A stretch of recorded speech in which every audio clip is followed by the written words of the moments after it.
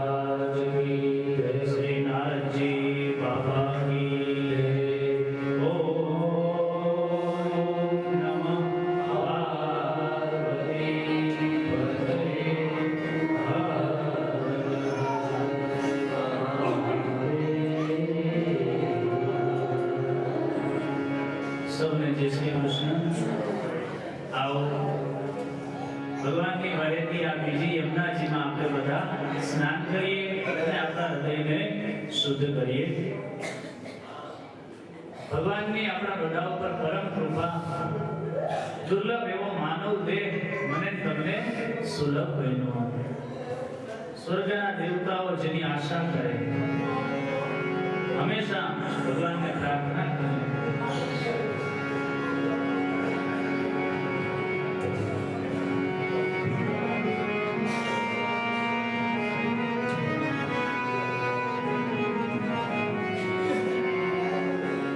આશા કરે છે જેની સ્વર્ગના દેવતા, આશા કરે છે જેની સ્વર્ગના દેવતા, હરિ રસ પીવાને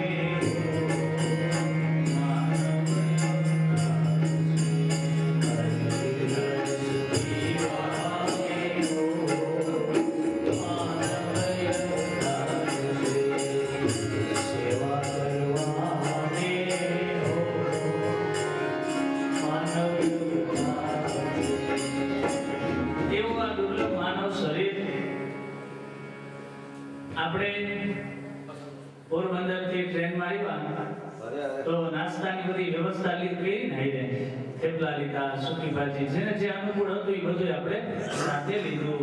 એમ મારી તમારી છેલ્લી યાત્રા જ્યારે થશે, અહીંયા તો બધી રસ્તામાં વ્યવસ્થા છે, ઓલા ચાય ગરમ, પૂરી શાક, જે આપણે જોઈએ બધું મળે. છેલ્લી યાત્રામાં આપણે કઈ નહીં મળે, ત્યાં નાસ્તો પણ સાથે નહીં લઈ જવાય. ત્યાં ભૂખ લાગશે તો આપણે શું કરશું? ત્યાંનું ભાથું બાંધવું જોઈએ ને. અને એ યાત્રા તો બહુ લાંબી છે, આ તો આપણે એક દિવસમાં પહોંચી જાય. ગરુડ પુરાણમાં તો એવું લખ્યું છે કે જીવ એક વર્ષે ભગવાનને પ્રાપ્ત થાય. બહુ મોડું સમય જાય, એમાં ઘણું વૈતરણી નદી એવું બધું પાર કરવું પડે. ત્યારે ભૂખ લાગશે તો શું કરશું?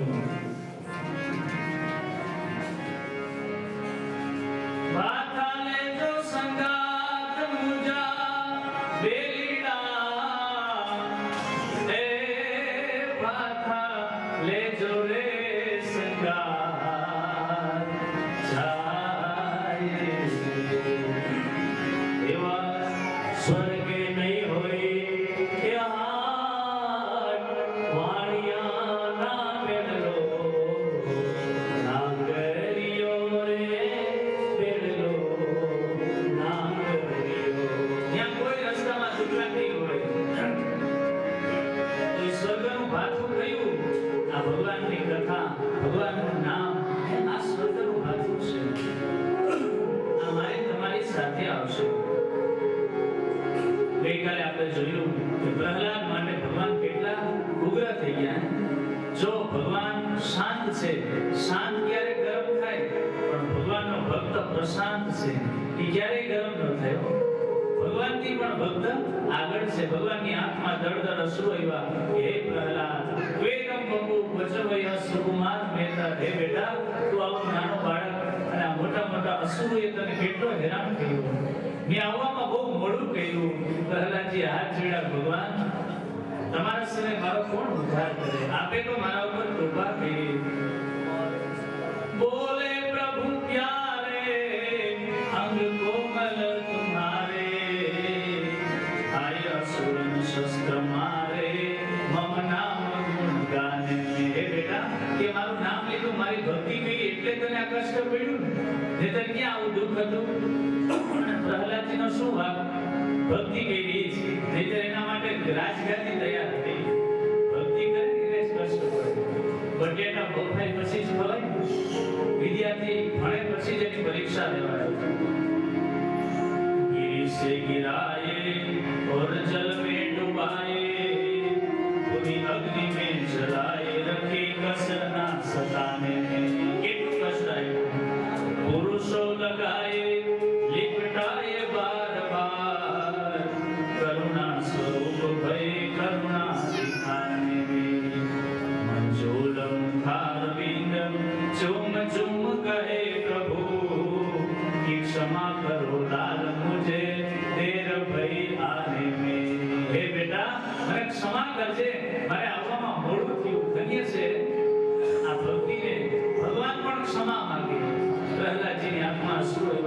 ભગવાન પ્રસન્ન થઈને પ્રહલાદને કીધું, બેટા માગી લે, શું જોઈએ?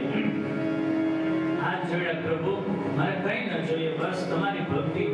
અહમ ત્વકામસ્મદ ભક્તઃ. સાચો ભક્ત એને જ કહેવાય, ભગવાનથી કઈ માગે નહીં. નહીં બેટા, તારે માગવું તો પડશે. પ્રહલાદ કશું માગતા નથી. ત્રણ ભગવાનના એવા પરમ ભક્તો થયા કે ભગવાને આગ્રહ કર્યો છતાંય માગ્યું નથી. એમાં એક તો પેલા પ્રહલાદજી, બીજા શ્રી કેવટજી રામાયણમાં, અબ કશું નાથ ન ચાહીએ મોરે, મારે કઈ ન જોઈએ. ભગવાને એને ભક્તિનું વરદાન આપ્યું. અને ત્રીજા સુદામા, એ પોરબંદર ગયા હતા પણ દ્વારકા માગવા નતા ગયા. હરિને મળવા સુદામો હાલિયા, હરિને મળવા સુદામો હાલિયા. ભાઈ બંધીના ભાઈએ ભૈરા ભાવરે દ્વારિકાના, હરિને મળવા સુદામો હે ભાઈ બંધીના ભાઈએ ભૈરા ભાવરે દ્વારિકાના, હે ધીરે દ્વારિકાને હરિને મળવા સુદામા. કોણ કે સુદામા માગવા ગયા? સુદામા તો ભગવાનને મળવા ગયા હતા કે દ્વારકાધીશ મારો મિત્ર છે. પ્રહલાદજીને ભગવાને આશીર્વાદ કરી, પણ પ્રહલાદજી કઈ માંગતા નથી. ભગવાને કહ્યું, બોલે પ્રભુ યદિ કુછ નહીં માંગે તો આજ્ઞા ભંગ દોષ તોહી લાગે. એ પ્રહલાદ, હું તને માગવાનું કહું છું અને તું ન માગીશ તો મારી આજ્ઞાનો દોષ લાગશે. પ્રહલાદજી હાથ જોડીને કીધું, પ્રભુજી બહુ તમને આપવાની ઈચ્છા હોય ને તો મારા પિતાને સદગતિ આપો. અરે ભગવાન કે બેટા, તારા પિતાએ આટલું કષ્ટ આપ્યું અને હજુ એની સદગતિ માંગે છે કે હા પ્રભુ, જો મારા પિતાજી મને આવું પરેશાન ન કરે તો મને તમારા દર્શન ન થાય. એટલે મારા પિતાજીએ જ કૃપા કરી તમારા દર્શન કરાવ્યા. ભગવાને કીધું, બેટા તારા જેવા દીકરા જે કુળમાં થાય ને એની એક પેઢી નહીં પણ 21 પેઢીનો ઉદ્ધાર થઈ જાય. બેટા તારા બાપનો તો ઉદ્ધાર જ છે, બીજું કંઈક માગી લે. એ તો વગર માગ્યું ને હું આપવાનો છું. પ્રહલાદજી હાથ જોડ્યા, પ્રભુ મારે કંઈ જોઈએ નહીં. છેલ્લે પ્રહલાદજી માગ્યું, પ્રભુ તમારી બહુ ઈચ્છા હોય ને તો અમારા ગામના બધા જ લોકોને તમારા ધામમાં લઈ જાઓ. ભગવાન કે આ તો બહુ જાજુ માગ્યું. ભગવાને કીધું, બેટા આવો રાજગાદી ઉપર બેસો અને રાજ્ય ચલાવો. પ્રહલાદજી કે હું આ બધાને તમારા ધામમાં લઈ જવાની વાત કરું અને તમે મને ગાદીએ બેસાડો, આ વાતમાં કઈ મેળ આવતો નથી. અને જે ગાદી ઉપર મારા પિતાજી બેઠા, જેને અહંકાર આવ્યો, એ ગાદી ઉપર હવે મારે બેસવું નથી. ભગવાને કહ્યું, બેટા હું જે વાત કહું ને એ તને સાચી બતાવું છું કે જો આ ગાદી ઉપર હવે હું બેઠો એટલે આ ગાદી પવિત્ર બની ગઈ. આ ગાદી ઉપર બેસી અને તું રાજ્ય કરજે. તારા જેવો રાજા હશે તો એ પ્રજા બધી ધાર્મિક થશે. યથા રાજા તથા પ્રજા. અને બધા જ છેલ્લે મારા ધામમાં આવશે. ભગવાન પ્રહલાદજીને સમજાવ્યા. પ્રહલાદજીની આજ્ઞા, પ્રભુની આજ્ઞા માની અને પ્રહલાદજી ગાદી ઉપર બેઠા. રાજદે પ્રહલાદ કો પ્રભુ હો ગયે અંતર્ધ્યાન. ભક્તિ ભક્ત ભગવાન કી મહિમા બડી મહાન. શિવ વિરંચી ઇન્દ્રાદિ સુર ચરિત ઉદાર. ભક્ત સહિત ભગવાન કી સબ બોલો જય જયકાર. બોલો ભક્ત ભગવાન કી, ભક્તિ ભક્ત ભગવાન કી જય. પ્રહલાદજીનું ચરિત્ર મને તમને એ સૂચવે કે ભલે આપણી ઉંમર નાની હોય પણ જો આપણી નિષ્ઠા હોય તો જરૂર ભગવાનની પ્રાપ્તિ થાય. 5 વર્ષે ભગવાન મળે અને 65 વર્ષે ન મળે, પણ આપણી નિષ્ઠા હોય. સુંદર મજાનું આ ચરિત્ર પ્રહલાદજીનું સંભળાયું.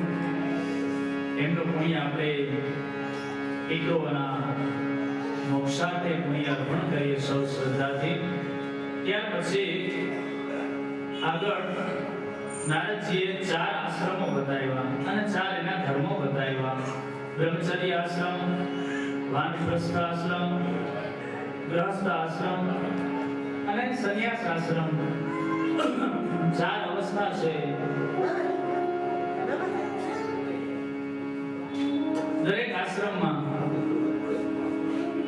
બ્રહ્મચારીના નિયમો, વિદ્યા ભણવી, ભક્તિ કરવી, ઉપાસના કરવી, એ બ્રહ્મચારીના નિયમો છે. ગૃહસ્થના નિયમો, આપણા ઘરે કોઈ આવે એને મીઠો આવકારો દેવો, એ ગૃહસ્થનો મોટો ધર્મ છે. અને આવકાર તો બધાને મફત છે, આસન મફત છે, પાણી પીવડાવવું મફત છે. આ તો બધું આપવું જોઈએ. અતિથિ દેવો ભવ. અતિથિ જેને આવવાની કોઈ તિથિ નક્કી નહીં, એનું નામ અતિથિ. અને એ આપણા ઘરે આવે તો એનું સ્વાગત કરવું જોઈએ.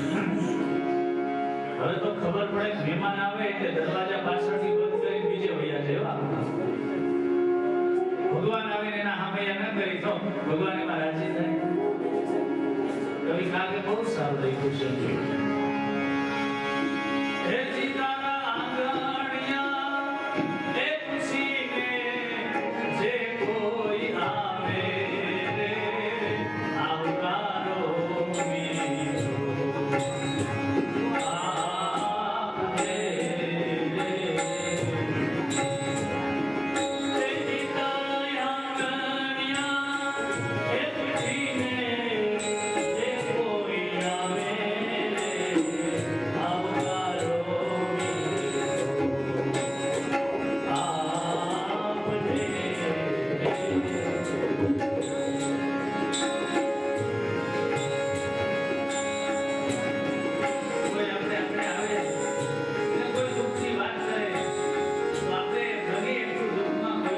સહભાગી થવાય. એ જ માનવ જીવનની સફળતા છે. વાત એની સાંભળીને આનું નામ જોજે. વાત એની સાંભળીને આનું નામ જોજે.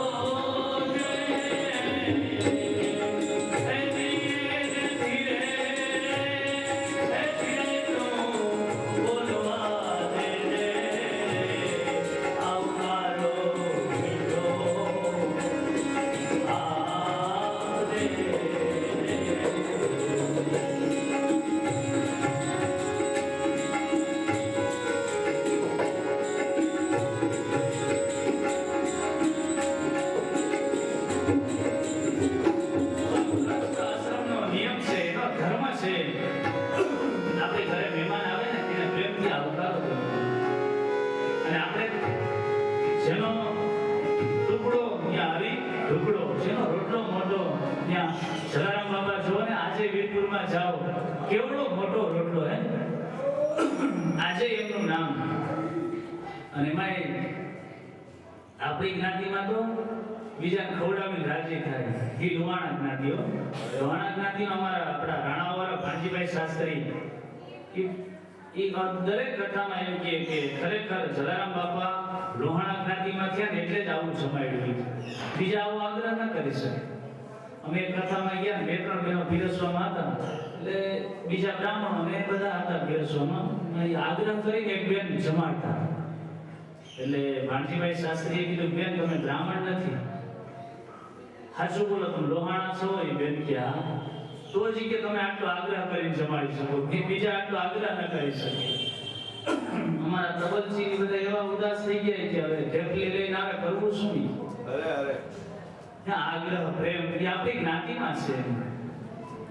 તો આ આપણા ઘરે કોઈ આવે એને પ્રેમથી જમાડવા, સાધુ બ્રાહ્મણોને દાન દેવું, એમને ભોજન કરાવવું, એ માનવ ગૃહસ્થ આશ્રમનો નિયમ છે. અને કાઠિયાવાડમાં કોઈ દી ભૂલો પડે ભગવાન ઊંઘેલો મહેમાન તારું સ્વર્ગય ભૂલાવું સાંભળા.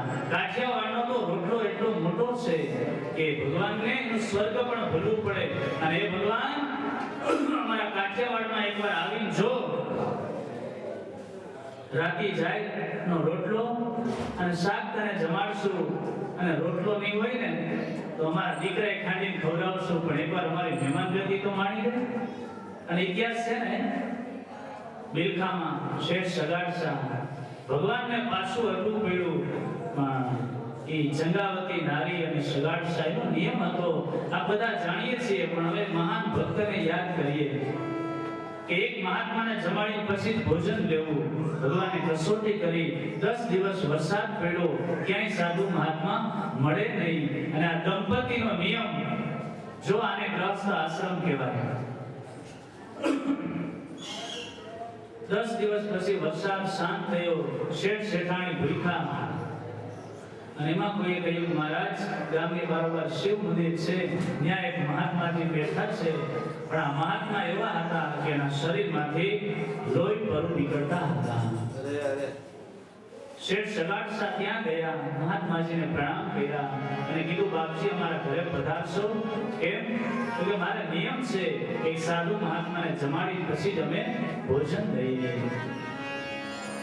મહાત્માજીએ કહ્યું, શેઠજી મને આવવામાં તો કઈ વાંધો નથી, પણ હું ચાલી શકું એમ નથી. જો તારી પત્ની અહીંયા આવે અને માથા ઉપર બેસાડી મને લઈ જાય તો હું તારા ઘરે આવું. શેઠજી એમાં શું મોટી વાત. શેઠજી ઘરે આવ્યા અને કીધું, દેવી એક મહાત્માજી તો મળ્યા છે, પણ એમાં આપણી પરીક્ષા થશે. ચંગાવતીએ કહ્યું, નાથ એમાં શું પરીક્ષા? બોલે એને માથે ઉપાડીને ઘરે લઈ આવવાના. અરે એમાં શું મોટી વાત. રૂની ગાદલી બનાવી, સુંડલા ઉપર રાખી અને ચંગાવતી મંદિરે આવ્યા અને મહાત્માજીને સુંડલામાં બેસાડ્યા. ધન્ય છે ચંગાવતી. પતિ પત્ની આવા હોય તો જ ભગવાન આવે ને. એક ટ્રેક્ટરનો વ્હીલ હોય, એક સ્કૂટરનો હોય, હાલે ગાડી. એક કથામાં જાવ ને એક ફિલ્મમાં જાવ, ત્યાં થોડા ભગવાન આવે. ચંગાવતી મહાત્માજીને લઈને આવે, પણ બિલખાની બજારમાં આવતા હતા ને તો એવી દુર્ગંધ આવે, આજુબાજુના લોકો બધા મોઢે કપડું રાખે કે અરે આ શેઠજીને આવી ભક્તિ કરવાની શું જરૂર હતી ને. હજી ક્યાં મહાત્માજીને પાછા રાખ્યા હો, આપણે નથી લઈ આવવા ઘરે.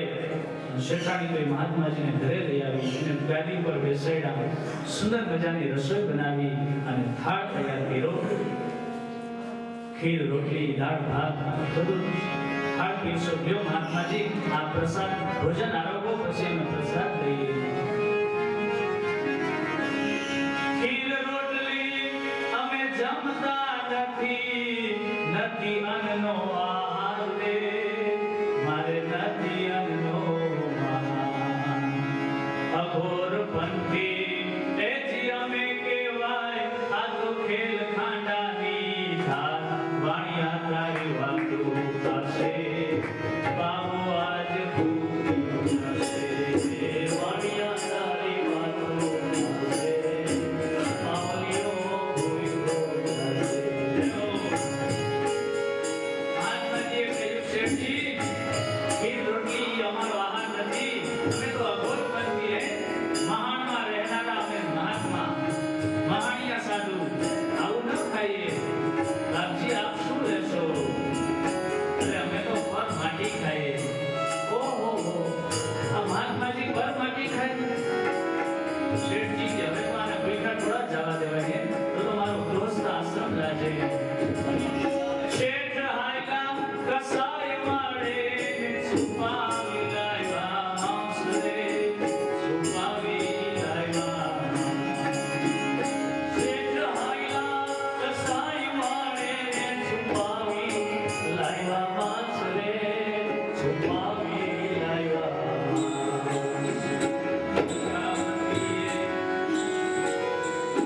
રસોઈ કરાવી વીર સોરે પ્રસાદ, બહાર છોડે નાની નારી, જમો મારા દેવ મોરારી. શેઠજી જે ક્યારેય પર માટીને જોવે નહીં, એ શેઠજી કસાઈ વાળે ગયા અને પર માટી લઈ આવ્યા. અને જેના ઘરમાં ઠાકોરજીને ભોગ લાગે એણે આ પર માટીની રસોઈ બનાવી અને થાળ તૈયાર કર્યો અને કીધું, ભઈઓ મહાત્માજી હવે તો આવો, આ તો હવે કરવું શું? ના મહાત્માજી બીજા કોઈ નહોતા, ભગવાન પોતે હતા. હવે બીજો ઉપાય શું બતાવું કીધું? શેઠજી આવી પરમાટી અમે ના જમીએ તો માટી તો અમે માણસની જમીએ, પરમાટીનો નથી પ્યાર રે, મને પરમાટીનો નથી પ્યાર. હે શેઠજી આવી માટી નહીં, હું તો માણસની માટી જમું છું. ઓહો શેઠજી એકદમ હતાશ થઈ ગયા કે હવે માણસની માટી ક્યાંથી લાવવી. શેઠજી પાછું પગલું ભર્યું. સગાડસા હિંમત હારી ગયા. હવે આનું સ્વાગત કેમ કરવું, આને ભોજન કેમ કરાવવું? સંગાવતી આગળ આવ્યા. નાથ હવે પાછી ફેરી ન કરાય, હવે આ બાવા ભૂખો ન જવા દેવાય. અને આ મહાત્માજી બીજો કોઈ નથી, આ દ્વારકા વાળો પોતે છે. પણ દેવી આપણે માણસની માટી કેમ ખવડાવવી? કે શેઠજી આપણો ચેલૈયો છે ને દીકરો, એને ખાંડીને આપણે ખવડાવી દઈએ. ઓહો શેઠજીના રૂવાડા ઉભા થઈ ગયા. એકનો એક દીકરો એને ખાંડીને કેમ ખવડાવો? મહાત્માજી મૂંઝાણો કે અરે હદ થઈ, હું તો પરીક્ષા કરવા ગયો અને આ એકને એક દીકરાને ખાંડીને ખવડાવી દે. મહાત્માજી મૂંઝાણા. બીજું એને રૂપ લીધું શિક્ષકનું, અને ચેલૈયો જ્યાં ભણતો હતો ને ત્યાં ભગવાન ગયા. ચેલૈયાને સાવધાન કર્યો કે હે બેટા, ભણતો ગણતો ભાગ ચેલૈયા મારું માની લે પ્રતિ, માવતર તારા એ જ મારવા બેઠા, આંગણે આવ્યો હતી ધૂતારો તને ધૂતી દેશે, પાછળથી પસ્તાવો થશે. હે બેટા, તારે આંગણે કોઈ અઘોરી બાવો આવ્યો છે અને તારા મા બાપ તને મારવા માટે તૈયાર થયા. બેટા હજી તું ભાગી જા, નહીંતર તારા મા બાપ તને મારી નાખશે. અરે ચલો કે મહાત્માજી શું વાત કરો, મારા મા બાપ ના કામમાં જો ઉપયોગ ના આવું તો આ શરીર શું કામ? સાંભળી લો મહાત્માજી, હું ભારત દેશનો દીકરો છું અને જંગાવતીનું મેં દૂધ પીધું છે. ભાગ તો મારી ઓમકારા દે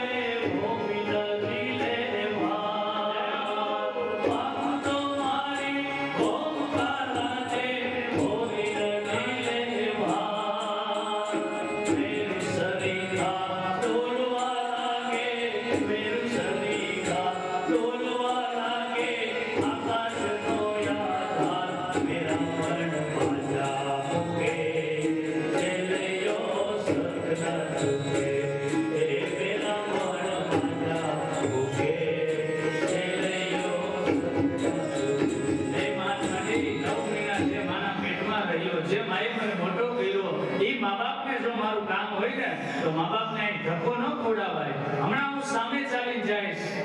મહાત્માજીની ન્યાય પાછી ફેરી થયો. અરે આને કેમ સમજાવો? અને ચલૈયાએ પાટી ડોક્ટર ભેટ કર્યા. સાહેબને કીધું નેતાજી ઘરે મારા મા બાપને કંઈક જરૂર છે, હું જરા ઘરે જાઉં.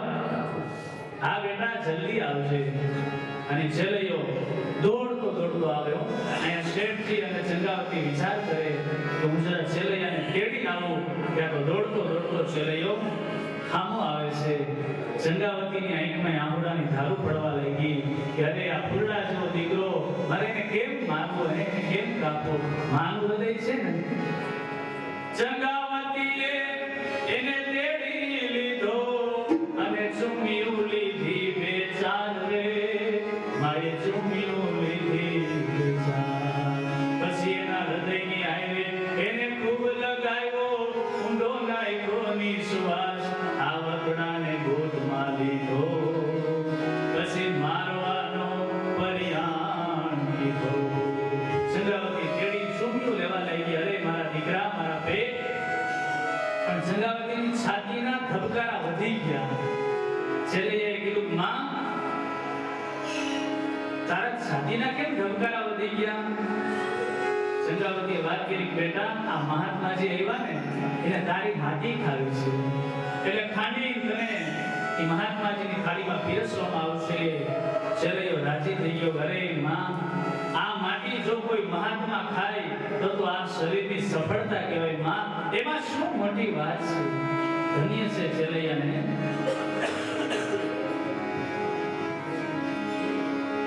મોડું નહીં કરો પિતાજી, જલ્દી કરો. અને શેઠ સગાડશે હાથમાં તલવાર લીધી.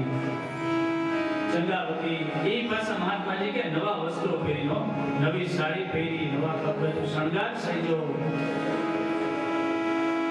તે ઘરે તોડી તાતે એ તલવાર મેરી રે મોભીડા માથે તાતે તલવાર મેરી. દીકરાના મસ્તક ઉપર તલવાર મેરી.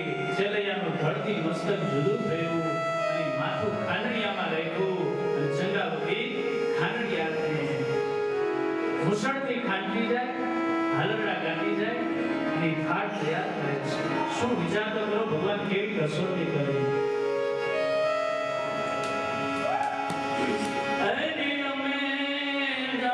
ચેલૈયાને પરણાવશું અને દાડેની જોડ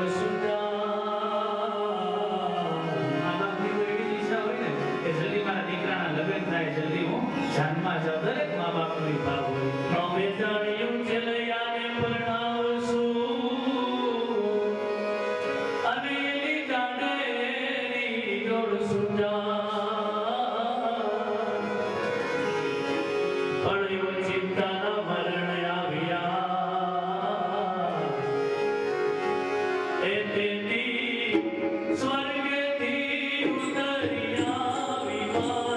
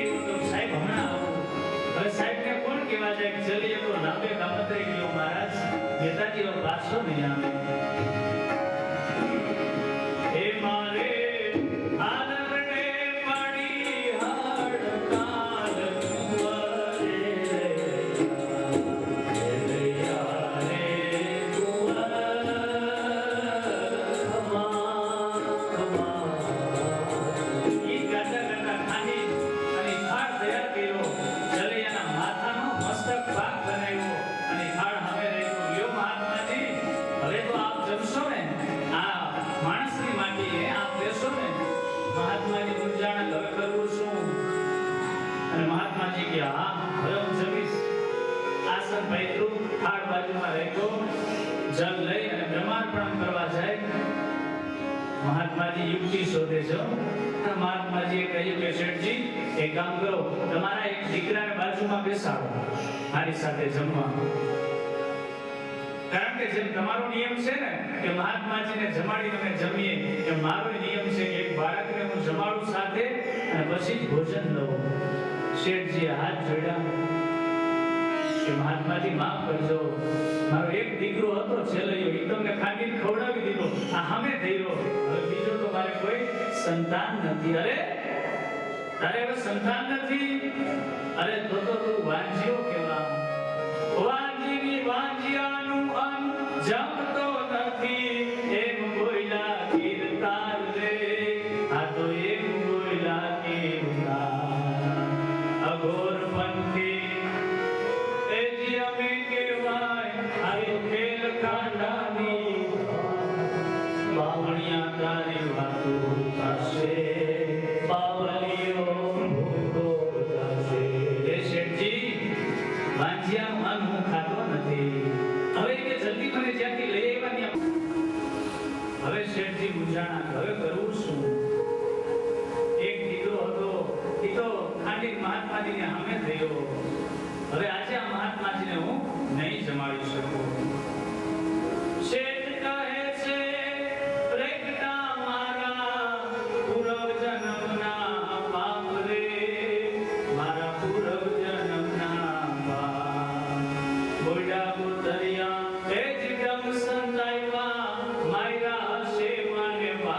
ડુંગરડે મેં તો દાવ લગાડ્યો, બાવે મારો ખેલ બગાડ્યો. આ બાવે મારી જિંદગી બગાડી. અરે હવે શું કરવું? ચંદ્રાવતી આગળ એવા શેઠજી ચિંતા નહીં કરો. હવે આ બાવાને ભૂખો નથી જવા દેવો, એને ભોજન કરાવવું છે. શેઠજીને કીધું કે કામ કરો, તમે બહાર જાઓ. સગાડ શાહ બહાર ગયા અને મહાત્માજી સામે ઉભા. ચંદ્રાવતીએ હાથ જોડ્યા કે મહાત્માજી, મને દીકરી કયો અને માથે હાથ મૂકો. બાપ જાણી તને કહું છું બાવા, મારે પેટ છે મહાત્માજી, અમે વાંચ્યા નથી. 5 મહિનાનું વધાન મારા પેટમાં છે. સદની ભાવા મારું પેટ ચીરું છું, જોઈ લેજે બાવા બાળ બેઠો હવે થાઈશમાં બાવા, જયમાં વિના નહીં દઉં છાવા. હે મહાત્માજી, જે કટારથી ચલી અને કાયબો એ જ કટાર ચંદ્રાવતી હાથમાં લીધી અને કે હમણાં હું મારું પેટ ચીરી તમને દેખાડું, બાળકને જોશો પછી તો તમે જમશો ને. કટાર લીધી જ્યાં હાથમાં ત્યાં તો પ્રેગતા દીનો નાથ રે, બિલખામાં પ્રેગતા દીનો નાથ. ધન્ય છે ચંદ્રાવતી તારા ગ્રસ્ત આશ્રમને, ધન્ય છે શેઠજી તમને. એમ ભગવાને પ્રણામ કર્યા. હરિને હરાવ્યા પગલા પાછા તો ભરાવ્યા રે, સતી રે ચંદ્રાવતી હરિને હરાવ્યા. ભગવાનને પાછું હટવું પડ્યું. પછી તો શેઠ શેઠાણીને કીધું માગો બસ તમારો દીકરો પાછો આપો. છેલ્લૈયાને સજીવન કર્યો. બીજું શેઠજીએ કહ્યું પ્રભુ, કળિયુગમાં આવી કસોટી કોઈની કરતા નહીં, નહીંતર લોકોની શ્રદ્ધા ડગી જશે. કહેવાનો મતલબ કે આવો ગ્રહસ્થ આશ્રમ બહુ ભાગવતની વાતો નહીં, પણ આવા સંતો વર્તમાનમાં થઈ ગયા કે ભગવાનને પાછી તેની કરાવી. તો આવું સન્માન કરવું ગ્રહસ્થીનું એ ગ્રહસ્થ આશ્રમનો નિયમ છે. ભલા બાપા કાકી મણપરી ગામમાં થઈ ગયા. ખાવા કઈ અમને 10 ઘોડેશ્વર આવ્યા અને કાઠિયાણી દરબાર મુંજાણા દેવી કરવું શું? કાઠિયાણીએ કીધું ચિંતા કરો માં, સાણાનું મોઢું છે ને એમાં કાળતરો સર્પ ગયો છે. હમણાં હું ત્યાં જઈશ અને મોઢવામાં હાથ નાખીશ, મને સર્પ કરડશે. એટલે આ ઘોડેશ્વરો જે આવ્યા ને એ કોઈ જમવા નહીં રોકાય અને આપણા કાઠિયાવાડનો રોટલો નહીં લાગે. કેવી ભાવના હે!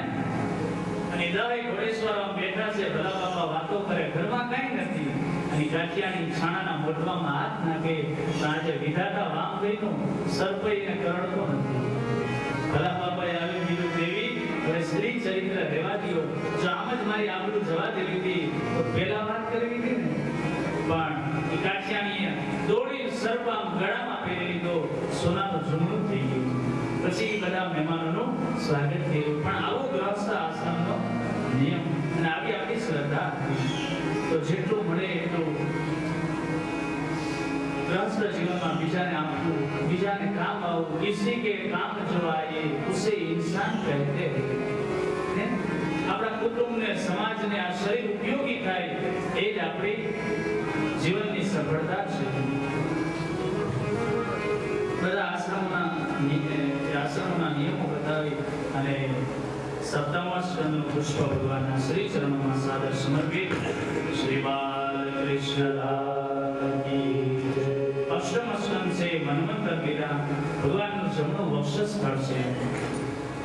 એક મનુથી બીજા મનુની જે કથા છે એ અષ્ટમ સ્કંદની.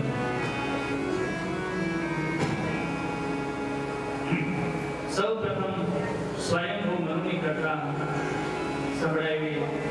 મનુ મહારાજના જે પરિવાર હતા એ પરિવાર આકૃતિ દેવહૂતિ પ્રસૂતિ એ બધી કથાઓ સંભળાવી. અને હવે આ અષ્ટમ સ્કંદમાં એક મનુ જે ત્રીજા મનુ થયા એનું નામ છે પ્રિયવ્રત મનુ, અને ચોથા જે મનુ થયા એનું નામ છે તામસ કુટુંબના ભાઈ એ મનુ થયા.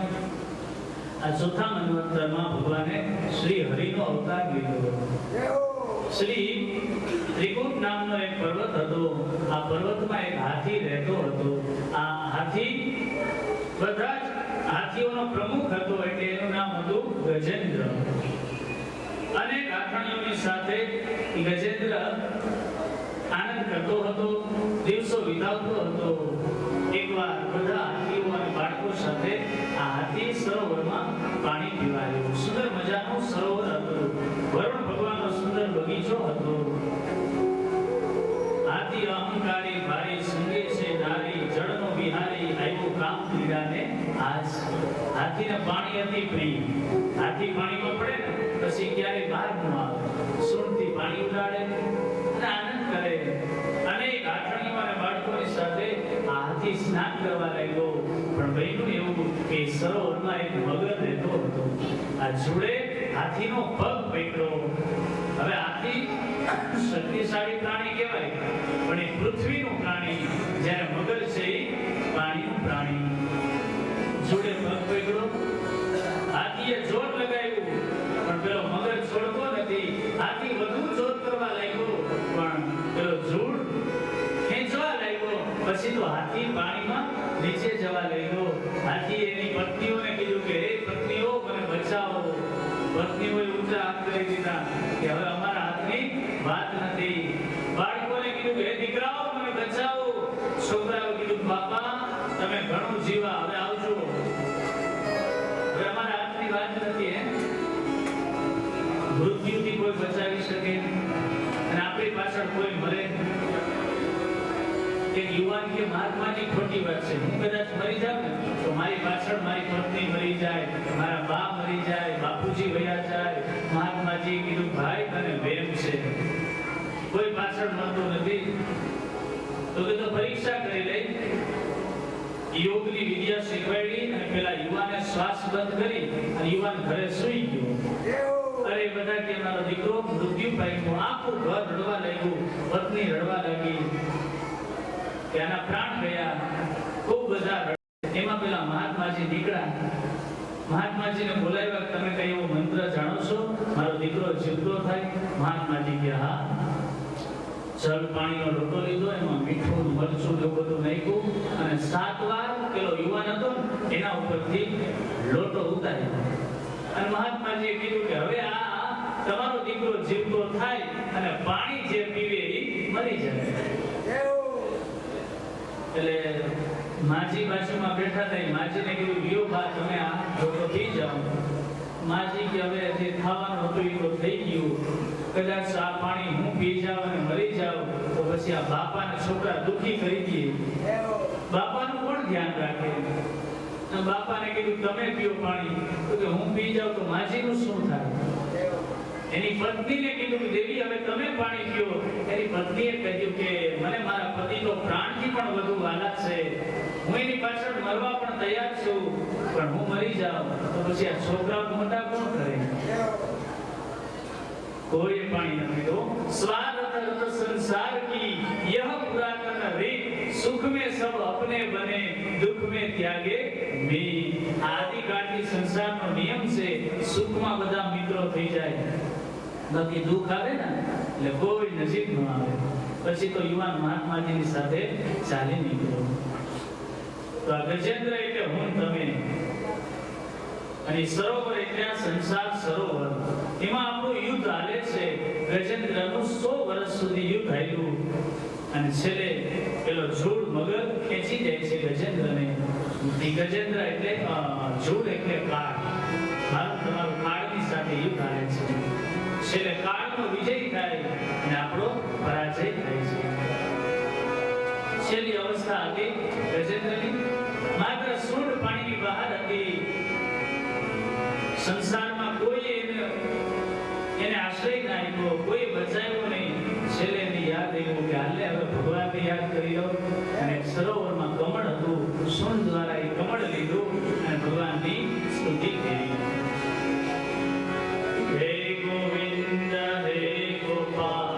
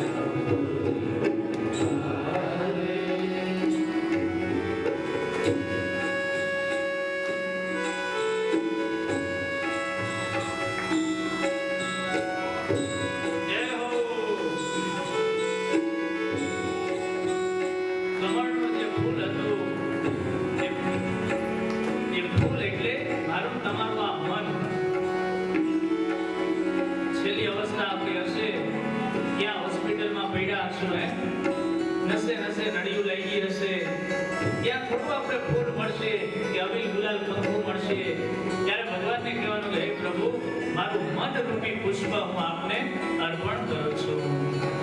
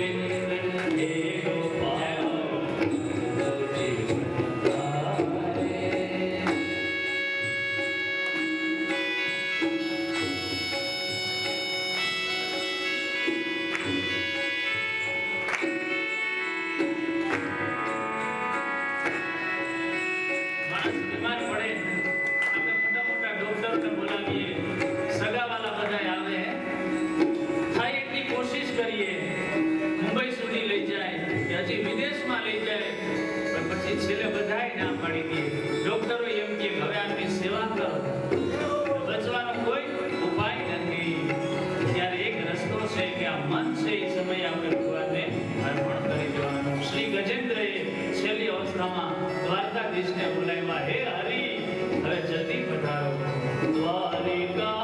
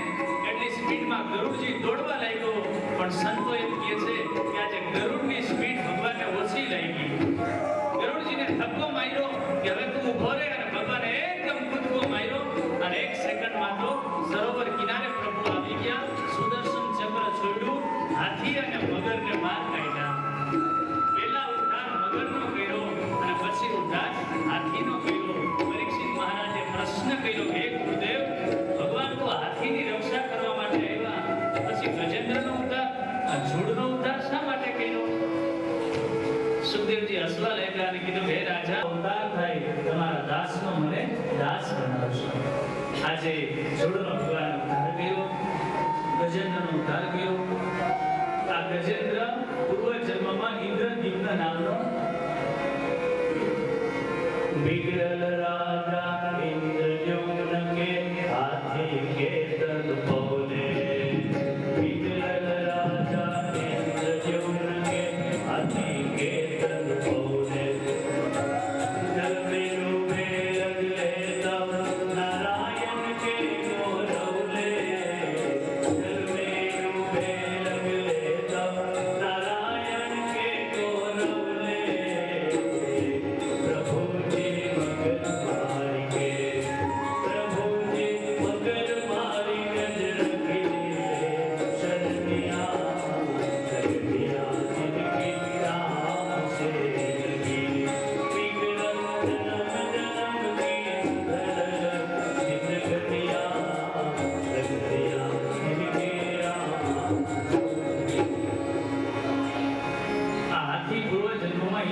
ઇન્દ્ર નામનો રાજા હતો.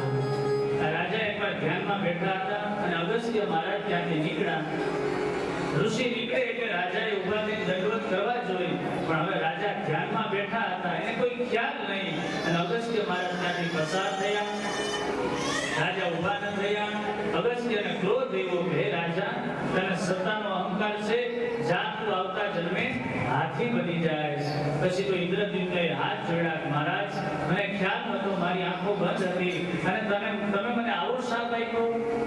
અગસ્ત્ય મહારાજે કીધું રાજા કે ક્ષમા માંગી, ખરેખર હું તને ક્ષમા આપું છું, તને હવે હાથીનું શરીર તો મળશે જ, પણ આ જન્મે જે આ સ્તોત્ર પાકા કર્યા, જે આ વિદ્યા હૃદયસ્થ કરી ને એ વિદ્યા તને હાથીના શરીરમાં પણ યાદ રહેશે.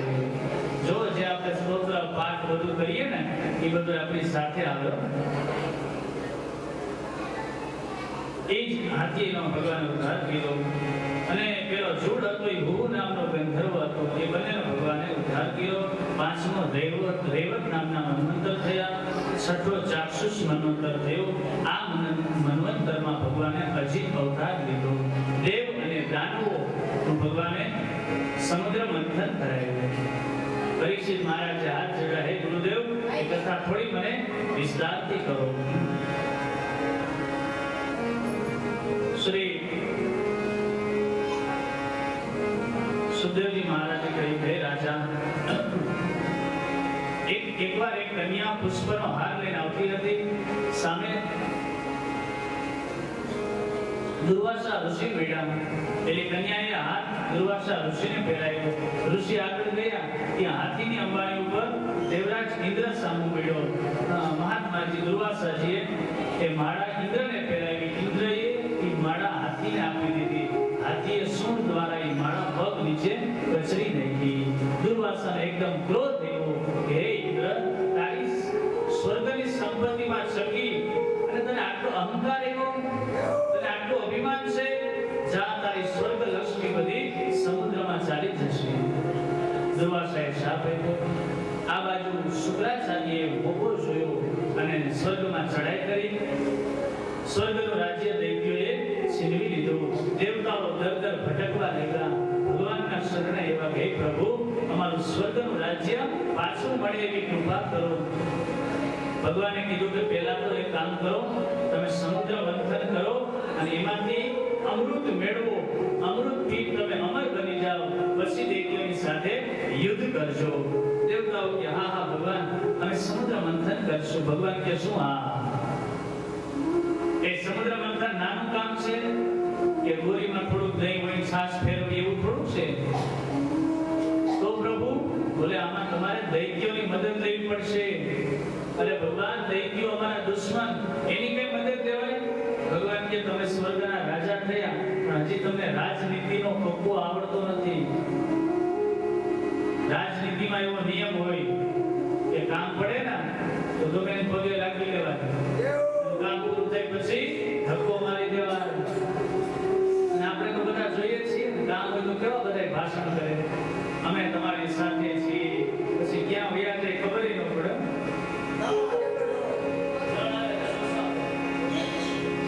અમને મત આપશો તો અમે નળ આપશો તમને. ખાલી લોટાના નળ હોય તો પાણી તો આવે જ ને. પણ રાજનીતિમાં બધું આવું જોઈએ. અવયોગી સંધેયા સતી કાર્યાર્થ ગૌરવે. કરંડિયામાં પેલો સર્પ બેઠો હોય અને એ સમયે પેલો ઉંદરડો હોય ને કરંડિયામાં કામ કરે. એને એમ થાય કે આમાં કંઈક નાસ્તો હશે. હવે સર્પ તો ફૂફાડો મારે તો ઉંદર ભાગી જાય, પણ એ સમયે સર્પ રાજનીતિનો ઉપયોગ કરે. એ ફૂફાડો ના મારે, લીપાઈ બેઠો રહી. સર્પને ખબર છે કે એક તો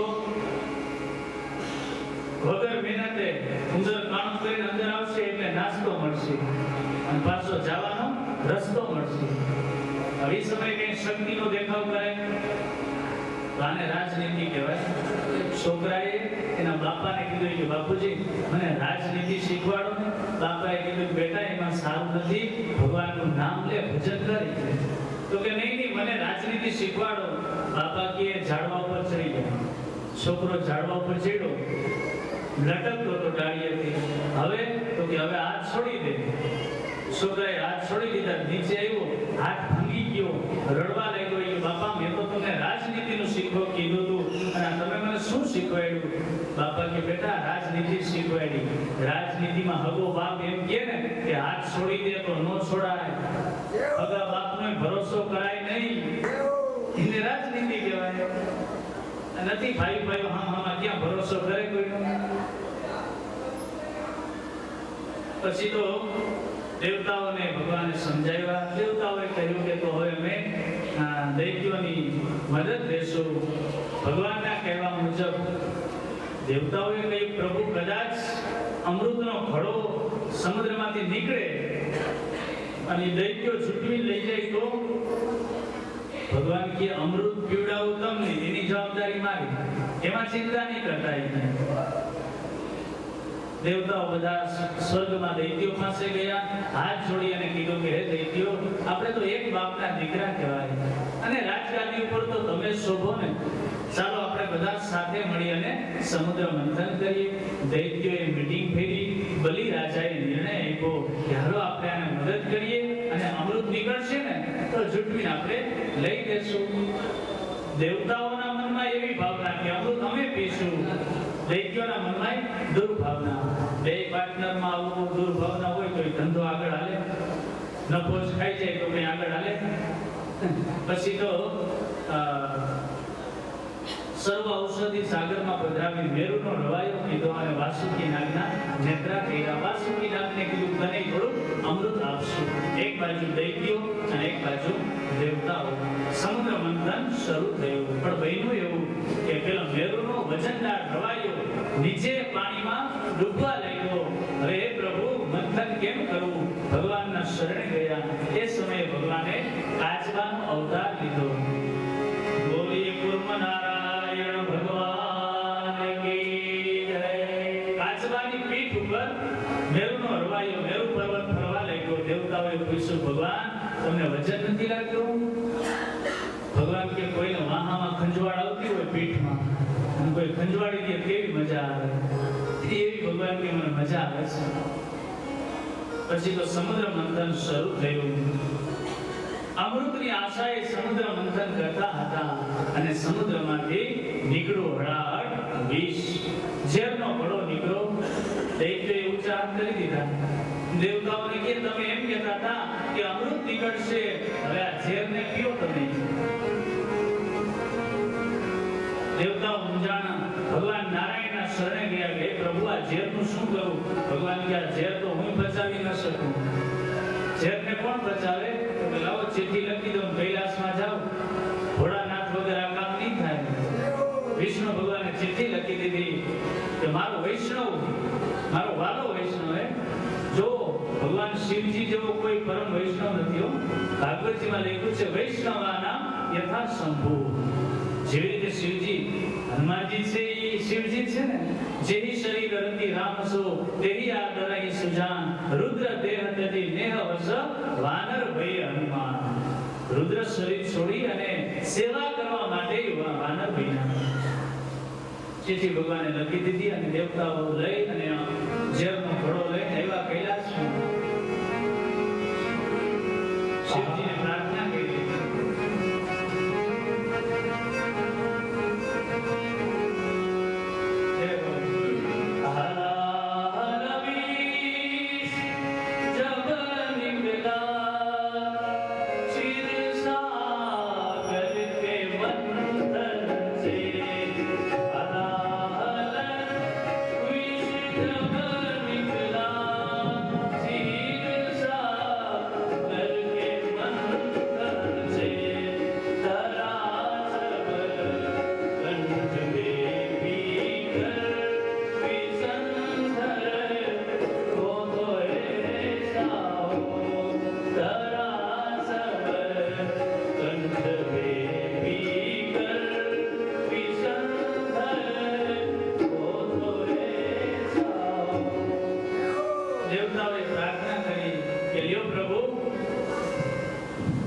ભગવાન વિષ્ણુની ચિઠ્ઠી વાંચી શિવજીએ અને ઝેર પીવા માટે મહાદેવજી તૈયાર થયા. પાર્વતીથી બોલાઈ ગયો કે દેવતાઓ અમૃત નીકળ્યું હોત તો તમે અહીં આવ્યા હોત. ઝેર નીકળ્યું તો અમને પીવડાવવા આવ્યા. કેટલા સ્વાર્થી દેવતાઓ હે. અમે ઝેર નહીં પીએ. શિવજીએ કહ્યું દેવી કોઈ પણ ભોળો ભક્ત મારા શરણે આવે એનો ઉદ્ધાર કરવો એ મારો નિયમ છે, મારો ધર્મ છે. કોઈને ન રાખે અને ભગવાન શિવજી સંભાળે. ઝેરનો ઘડો ભગવાન શિવજીએ લીધો હાથમાં અને ઘટ ઘટ જ્યાં પીવાની તૈયારી કરે ત્યાં શિવજીને વિચાર આવ્યો કે જો આ ઝેર પેટમાં જશે ને તો મારા ઈષ્ટદેવ ભગવાન શ્રી રામ હૃદયમાં બેઠા છે, મારા પ્રભુને કષ્ટ ન થાય. એટલે ભગવાન શિવજીએ બધું ઝેર ગળે હાંચવી દીધું.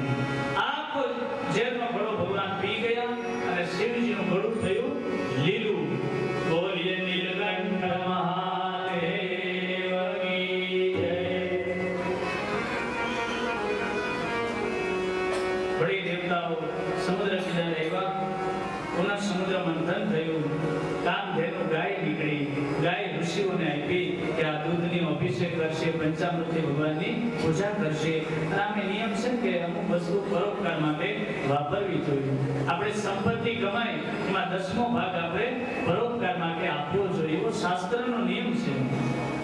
પછી આપણી અનુકૂળતા 1 લાખ રૂપિયાનો નફો થાય તો 10,000 રૂપિયા પછી ગૌશાળામાં આપો, કોઈ પાઠશાળામાં આપો, કોઈ ધર્મશાળામાં. એ આપણી અનુકૂળતા. પણ દાન કરીએ તો 9 ભાગ આપણા શુદ્ધ થઈ જાય. ગાય ઋષિઓને આપી. ઐરાવત હાથી નીકળો, ઇન્દ્ર લઈ ગયા. પારિજાત વૃક્ષ ઇન્દ્ર લઈ ગયા. અપ્સરાઓ નીકળી, દેવતાઓ લઈ ગયા. કૌસ્તુભ મણિ નીકળો, વિષ્ણુ ભગવાને રાખ્યો. સમુદ્રમાંથી જે નીકળે એ બધા બાટવા માંડ્યા. દૈત્યો કે અમે આટલી મહેનત કરીએ, અમારા ભાગમાં કાંઈ નહીં. દેવતાઓ કે હવે જે નીકળે એ તમારું. સમુદ્ર મંથન થયું, મદિરા દારૂ નીકળો અને દેવતાઓ બધા મદિરાનું પાન કર્યું, મધુર થયા. વળી સમુદ્ર મંથન થયું. માં લક્ષ્મીજી પુષ્પનો હાર લઈને આવ્યા. બધા સમજી ગયા, કોઈને પહેરાવા આવ્યા. બ્રહ્માજી, દુર્વાસા, પરશુરામ ભગવાન આ બધા પણ લક્ષ્મીજીએ કોઈને માળા ન પહેરાવી. લક્ષ્મીજી આગળ ગયા ત્યાં વિષ્ણુ ભગવાન બેઠા હતા. એના હાથમાં શંખ ચક્ર ગદા પદ્મ હતું. બધી રીતે લક્ષ્મીજીને પ્રભુ પસંદ આવ્યા અને માળા નારાયણના ગળામાં ફેરવી. અત્યાર સુધી નારાયણ એકલા હતા. હવે બોલીએ શ્રી લક્ષ્મી નારાયણ ભગવાન કી જય. વળી પાછા દેવતાઓ સમુદ્ર મંથન શરૂ કરે અને સમુદ્ર મંથનમાં અમૃતનો ઘડો લઈ અને ભગવાનનું પ્રાગટ્ય થયું. બોલીએ ધન્વંતરી ભગવાન કી જય. અમૃત લઈને ભગવાન આવ્યા પણ ઘડો જુટવી દૈત્યો લઈ ગયા. દેવતાઓ ભગવાનના શરણે ગયા, હે પ્રભુ હવે શું કરવું? પણ દૈત્યો અમૃત પી ન શક્યા. એમાંય વચ્ચે ઝઘડો થયો. એક દૈત્ય કે પહેલા હું પીવું, બીજો કે પહેલા હું પીવું. એમાં ઝઘડો કરતા હતા. એ સમયમાં ભગવાને મોહિનીનું સ્વરૂપ લીધું. બોલીએ મોહિની નારાયણ ભગવાન કી જય. સુંદર મજાની સાડી અને સુંદર મજાના મોટા મોટા વાળ અને એવા ભગવાન લટકા કરતા જાય. દૈત્યો આમાં મોહિત થયા. આ મોહિની રૂપ એવું હતું કે ભગવાન શિવજી આમાં મોહિત થયા. પછી તો દૈત્યોની પાસે ગયા અને દૈત્યોને કહ્યું કે હે કશ્યપના દીકરાઓ, લાવો તમને મારા હાથે હું અમૃત પીવડાવું. દૈત્યો કે આવી સુંદર સ્ત્રી, આના હાથે અમૃત પીવામાં બહુ મજા આવશે. અને અજાણી સ્ત્રીને અમૃતનો ઘડો આપી દીધો. મોહિની ભગવાન કે એક કામ કરો, એક બાજુ દેવતાઓને બેસાડ્યા, એક બાજુ દૈત્યોને બેસાડ્યા. પેલા એ કે આછું આછું અમૃત હું દેવતાઓને પાઈ દઉં, પછી દૈત્યોને કે ખાટું અમૃત હું તમને પીવડાવીશ. હવે આ થોડીક સાસ છે તે એમાં કંઈક આઈસ ભરી જાય, યાસી ઢાંકીને એવી હોય. કપટ કર્યું ભગવાને. જે બાજુ દેવતાઓ હતા એને અમૃત ભગવાન પીવડાવવા લાગ્યા. એક દૈત્યને ખબર પડી, સૂર્ય અને ચંદ્રની વચ્ચે આવેલી દૈત્ય બેસી ગયો. સૂર્ય અને ચંદ્રએ ઈશારો કર્યો. ભગવાને એને અમૃત તો આપી દીધું, પેલા અમૃત મોઢામાં પણ મૂકી દીધું. સૂર્યએ કહ્યું પ્રભુ આ આપણા મહિલો નથી. આમાં પક્ષમાંથી આમાં બેસી ગયો. ભગવાને શીઘ્ર સુદર્શન ચક્ર જોડ્યું. ધડથી માથું જુદા કર્યા. આજે માથું છે એ રાહુ અને ધડ છે એ કેતુ. રાહુ અને કેતુ એ બે ગ્રહ સૂર્ય અને ચંદ્રને આજે નડે છે. સૂર્ય ગ્રહણ અને ચંદ્ર ગ્રહણ થાય. પછી તો બધું અમૃત ભગવાન દેવતાઓને પાઈ દીધું. દેવતાઓ અમર થયા. આ બાજુ ખબર પડી અરે આ કોઈ મોહિની સ્ત્રી નથી પણ આ કપટી વિષ્ણુ પોતે છે. ભયંકર યુદ્ધ થયું. દેવતાઓએ દૈત્યોને માર્યા. સ્વર્ગનું રાજ્ય પ્રાપ્ત કરી લીધું દેવતાઓએ. પણ આ બાજુ શુક્રાચાર્ય સંજીવની વિદ્યા જાણતા હતા. સંજીવની વિદ્યા દ્વારા દૈત્યોને જીવિત કર્યા, અસ્ત્ર શસ્ત્રો પ્રાપ્ત કર્યા અને પાછું સ્વર્ગમાં યુદ્ધ કર્યું અને સ્વર્ગના રાજા દૈત્યો બન્યા. દેવતાઓ અમૃત પીને અમર બન્યા પણ દર ભટકવા લાગ્યા. શુક્રાચાર્યના માર્ગ નીચે બલિ રાજા સ્વર્ગના રાજા બન્યા અને સુંદર રીતે સ્વર્ગનું રાજ્ય ચલાવતા હતા. શુક્રાચાર્યએ વિચાર કર્યો કે 100 અશ્વમેધ યજ્ઞ કરીએ તો આ સ્વર્ગના રાજા કાયમી દૈત્યો બની જાય. ભરૂચ ક્ષેત્રમાં વિશ્વજીત શુક્રાચાર્ય બલિ રાજાને યજમાન પદે યજ્ઞ કરાવે છે. આ બાજુ માં અદિતિએ એક વ્રત કર્યું જે વ્રતનું નામ છે પયોવ્રત. આ પયોવ્રતથી ભગવાનને પ્રાપ્ત કરવા માટે 12 દિવસનું આ વ્રત માં અદિતિએ કર્યું અને ભગવાન અદિતિને ઝૂંપડે પ્રગટ થયા. કશ્યપ અને અદિતિએ ભગવાનને પ્રણામ કર્યા.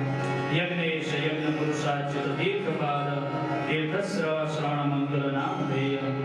હે પ્રભુ, મારા દીકરાઓને સ્વર્ગનું રાજ્ય પાછું મળે એવી તમે કૃપા કરો. ભગવાને કહ્યું કે માં, તારા દીકરાઓને હું પાછું સ્વર્ગનું રાજ્ય અપાવીશ પણ હવે હું દૈત્યોને મારી નહીં શકું કારણ કે દૈત્યનો રાજા અત્યારે બલિ રાજા છે.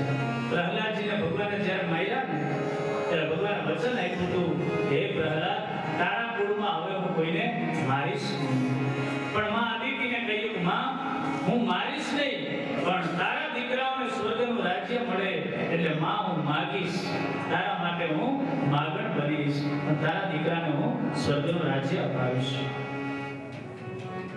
નારાયણે કહ્યું, માં હમણાં હું વામન બની અને તારે ઝૂંપડે આવું છું અને પછી માગણ બનીને હું બલિ રાજાના યજ્ઞમાં જઈશ. આ બાજુ ભરૂચ ક્ષેત્રમાં નર્મદાને કિનારે શુક્રાચાર્ય યજ્ઞ કરાવે છે અને કશ્યપ અને અદિતિને ઝૂંપડે વામન ભગવાન પ્રાગટ્ય થયું. વિરાટ સ્વરૂપ અંતર ધ્યાન થયું અને પ્રભુ વામન રૂપે પ્રગટ્યા. બોલીએ વામન નારાયણ ભગવાન કી જય. 5 વર્ષનો નાનો બાળક એવું ભગવાનનું સુંદર સ્વરૂપ. અને હવે વામન ભગવાન બલિ રાજાને ત્યાં માગવા માટે વિષ્ણુ વામન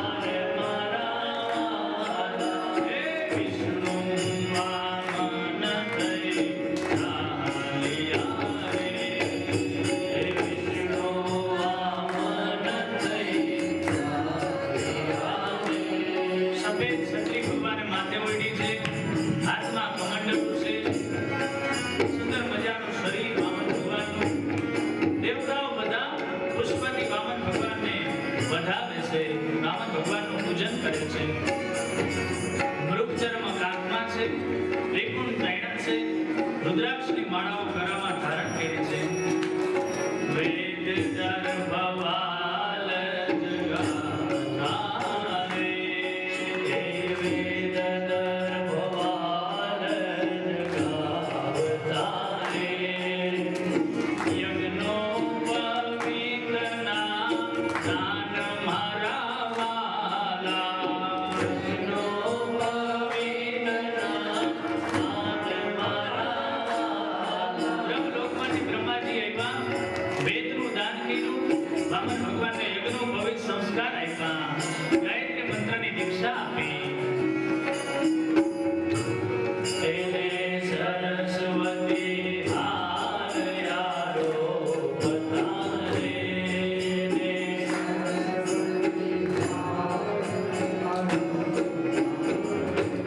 તેને માતા પીરસે છે ભગવાન મારા માતા પીરસે છે ભગવાન મારા વાલા. અરે રે માતા પીરસે છે ભગવાન મારા વાલા. વિષ્ણુ વામન હો રાધે હારે, વિષ્ણુ વામન થઈ રાધે હારે. માં સરસ્વતી આવ્યા અને વામન ભગવાનને સુંદર મજાનો પુષ્પનો હાર પહેરાવ્યો. ભગવાનનો દિવ્ય શણગાર થાય છે. માં અન્નપૂર્ણા આવ્યા અને માં અન્નપૂર્ણાએ ભિક્ષા આપી. બ્રાહ્મણના દીકરાની જ્યારે જનોઈ દેવાતી હોય ને ત્યારે એની માં એને ભિક્ષા આપે. દીકરો એમ કે હે ભગવતી ભિક્ષામ દેહી, માં મને ભિક્ષા આપો. ત્યારે માં એના પાત્રમાં ભિક્ષા આપે. બેટા તું કાશીએ ભણવા જા અને તને રસ્તામાં ભૂખ લાગે ને તો આ ભિક્ષા તું જમી લેજે. સાક્ષાત અન્નપૂર્ણા માતા ભિક્ષા આપે છે. માં અદિતિએ વામન ભગવાનને પ્રાર્થના કરી, કરુણા સિંધુ ક્યાં ચાલ્યા રે.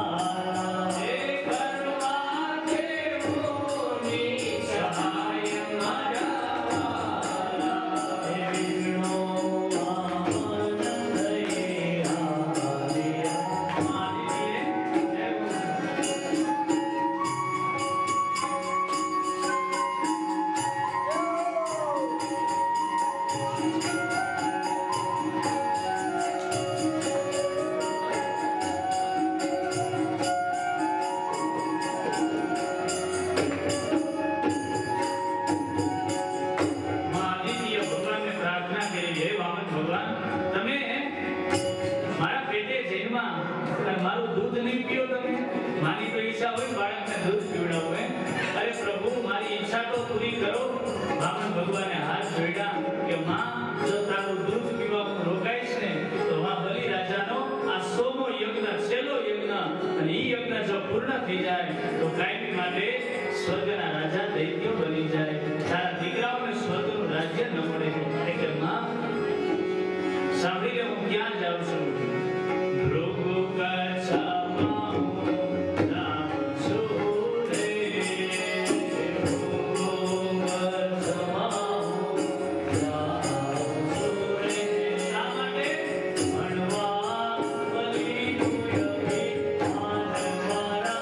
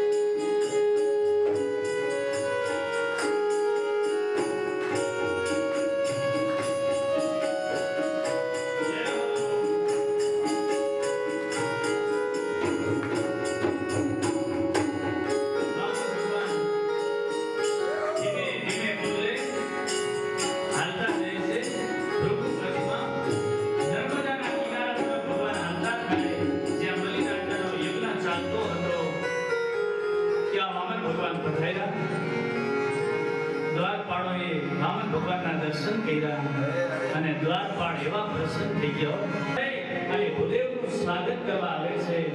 બલિ રાજાએ વામન ભગવાનને જોઈ ગોવાળા ઊભા થઈ ગયો.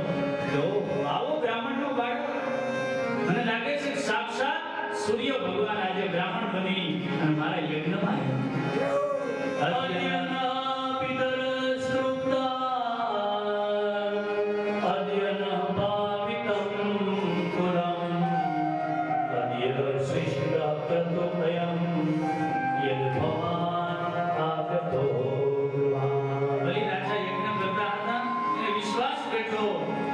મારો પાકો નિર્ણય છે કે આજે મારા પિતૃઓની તૃપ્તિ થઈ ગઈ તો જ આવું બાળક આવે.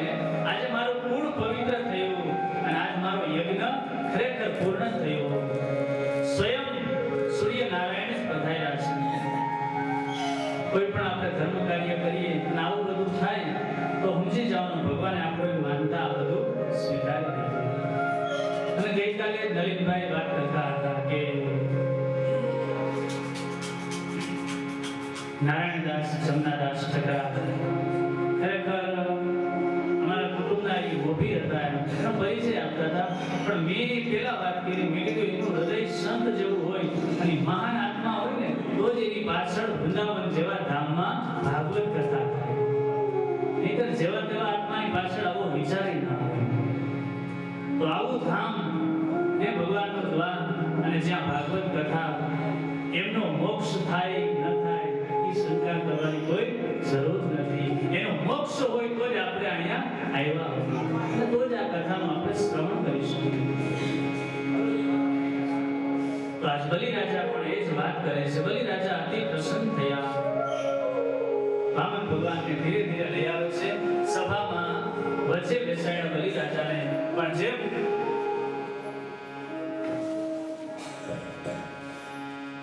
સૂર્ય ઉગે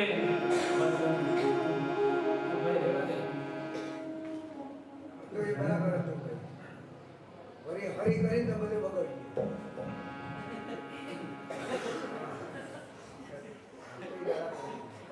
એ ખારું છે, ગુજરાતી આવડતી નથી એટલે આપણે ગમે એમ કહી દઈએ એ બહુ ફાયદો છે. બહુ સરળ છે.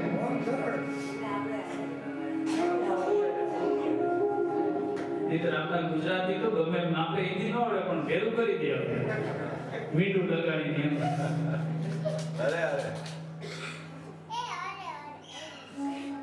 વામન ભગવાનને જોઈ બલિ રાજા અતિ પ્રસન્ન થયા. ઋષિઓની વચ્ચે બેસાડ્યા. પણ જેમ સૂર્ય ઉગે અને નક્ષત્રોના તેજ ઝાંખા થઈ જાય એમ બધા ઋષિઓના તેજ ઝાંખા થઈ ગયા. વિંધ્યાવલી બલિ રાજાની પત્ની એ જળ લઈ આવી અને બલિ રાજા વામન ભગવાનનું પૂજન કરે છે. પત્ની પાણી રેડે, વામન ભગવાન ના બલિ રાજા પગ પખાડે છે. ચરણામૃત બધાને આપ્યું. બધા અતિ પ્રસન્ન થયા. હાથ જોડી બલિ રાજાએ કહ્યું, કહો બટુકજી આપને શું આપ્યું? વામન ભગવાન કે રાજા,